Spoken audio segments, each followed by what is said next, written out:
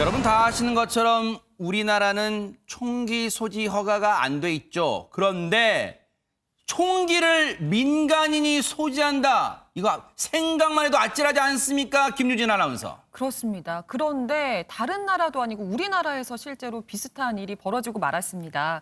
불법으로 총기를 제작하고 이를 판매까지 한 일당이 경찰에 최근 체포가 됐는데요. 그런데 이 불법 총기의 파괴력이 진짜 총 못지 않았다고 합니다. 영상으로 확인해 보시죠. 네, 두꺼운 7mm 합판 7장을 놓고 15m 거리에서 총을 발사하니까 합판 뭉치가 단번에 모두 관통이 됐습니다. 이번에는 합판 위에 일렬로 세운 맥주캔 4개, 순식간에 산산조각이 나서 사라지고 말았는데요. 이렇게 실제와 다름없는 강력한 파괴력을 가진 이 불법 총기, 심지어 버젓이 판매까지 되고 있었다고 합니다. 아니 최진봉 교수님 지금 저 상황 지금 우리나라에서 벌어진 상황 맞아요 진짜로? 예, 그렇습니다. 저게 우리가 볼 때는 이해가 안 되잖아요. 어떻게 총기를 구입했을까 민간인이. 네. 방법이 뭐냐면요. 인터넷으로 구매를 하는 겁니다. 세상에. 근데 이게 총기가 완성된 총기가 들어온 건 불법이라 안 돼요. 그러니까 인터넷에서 온라인에서 그 군사 전문 사이트에 참여하고 거기서 활동했던 7명이서 온라인으로 부품만 구입을 하는 거예요. 세상에. 그래서 각각 그 총기의 부품들을 구입해서 그걸 온라인의 영상을 보면서 인터넷 영상을 보면서 그걸 다시 조립을 하는 거죠. 세상에. 그래서 총을 만드는 겁니다. 실제 최근까지 60여 차례 몰래 국내로 반입이 된 걸로 알려지고 있고요. 이게 또 문제는 뭐냐면 이 동호회 회원 중에 이런 일을 했던 동호회 회원 중에 군 부사관이 포함돼 있어요. 그래서 이게 어디서 처음 발견됐냐면 군 내에서 먼저 발견됐어요. 그래서 군 경찰하고 군 검찰이 관세청과 함께 이런 첩보를 입수해서 저 부사관을 수사를 했고 그러다 보니까 이사 부사관뿐만 아니라 7명이 거기에 가담해서 현재 총을 60차례 이상 구매한 것으로 알려지고 있습니다. 아니 근데 총기 자체는 못 들여오는데 총기 부품을 들여올 수가 있습니까 지금 김복준 의원님? 아마 이 발사체, 총알이 실질적으로 이거 그 출구로 나가게 되는 이런 부품만은 스프링이라든지 뭐 공이 같은 작은 것들은 뭐 이를테면 따로 분리해 가지고 장난감이라든지 자동차 부품이라든지 뭐 이런 식으로 해서 별개로 아마 수입을 해온 것 같고요. 세상에. 직접적으로 이게 총기 발사하고 연관이 없는 받침대나 손잡이 같은 거 있지 않습니까? 네. 이런 거는 이제 강화 플라스틱을 쓰는 거예요.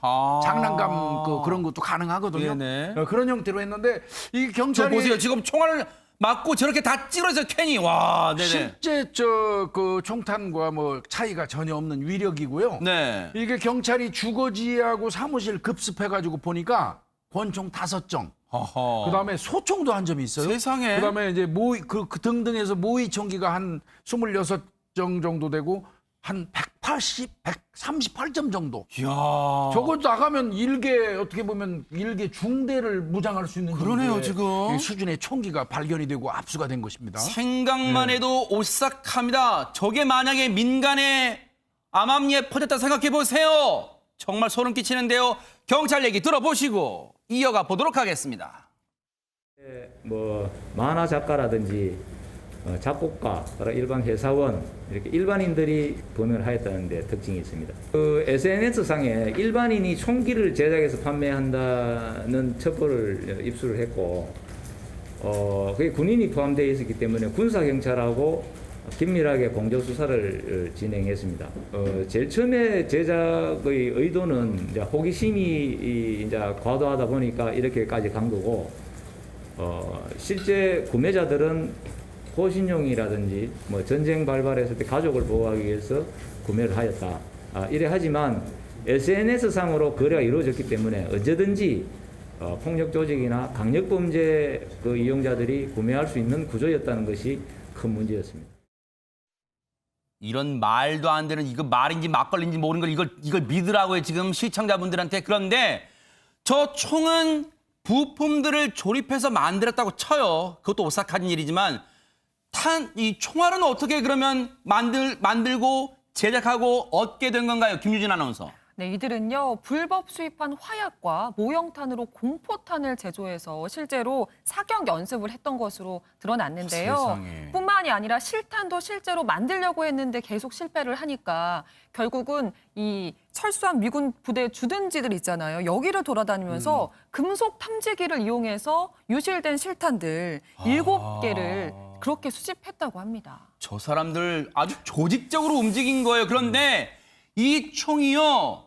일명 유령총이라고 불린다. 이게 대체 무슨 얘기입니까, 김복준 의원님? 뭐 미국 쪽에도 이런 게 많아요. 고스트건이라고 그러죠. 아. 미국 쪽에서는 고스트건이라고 불리고 이제 우리는 그 풀어서 유령총이라고 일반적으로 이야기를 하는데 미국 같은 데서는 총기 소지 허가가 나가잖아요. 네. 그런 경우에 관리하기 위해서 총기 번호를 적어가지고 관리하지 않겠습니까? 그래요? 근데 그런 총기 그 번호가 없겠죠. 아. 이렇게 그 부품을 조작해서 만드는 거라면. 그러네요. 그러니까 이제 그걸 이제 유령총 이렇게 얘기하는 거고요. 관리 사각지대군요. 네. 그렇습니다. 이게 2007년도에 아마 다들 아실 겁니다. 미국 그 버지니아 공대에서 재미교포 조승희 사건 났을 맞아요. 때 그때 한 33명 정도가 사망하고 29명 정도가 다쳤지 않습니까? 그랬죠. 그때도 이 그 고스트건이 사용됐었죠. 예. 아하.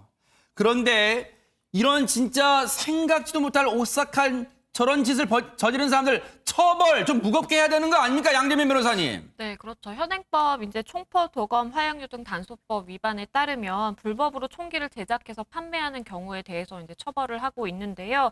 법정형은 3년 이상 혹 15년 이하의 징역 또는 3천만 원 이상 1억 5천만 원 이하의 벌금에 처해질 수 있게 되어 있습니다. 일단 이번 사건에서 주요하게 불법 총기를 제작하고 판매하는데 이제 중요한 역할을 한 남성, 40대 남성인데요. 이 남성은 현재 구속이 되어 있는 상태고요. 그리고 그 외에 이제 가담자, 현역 군인 등 6명은 지금 불구속 입건이 되어 있는 상황입니다. 그리고 또 한 가지의 문제점이 이러한 부품들을 다 이제 어쨌든 통과해서 이제 들여온 거잖아요. 그렇기 때문에 통과한 품목을 다 이제 파악을 했고요. 그래서 불법 총기 모두를 압수해놓은 상황인데 사실 이러한 유사한 범행이 또 있을 수가 있기 때문에 맞아요. 일단 경찰이 통관 절차에서 걸러지지 않는 그런 주요한 부품들에 대해서 관세청에 이제 제공을 하고 또 주요 총기 그 목록이라든지 범행 수법에 대해서 자세하게 지금 공유를 하고 있는 상황이라고 합니다.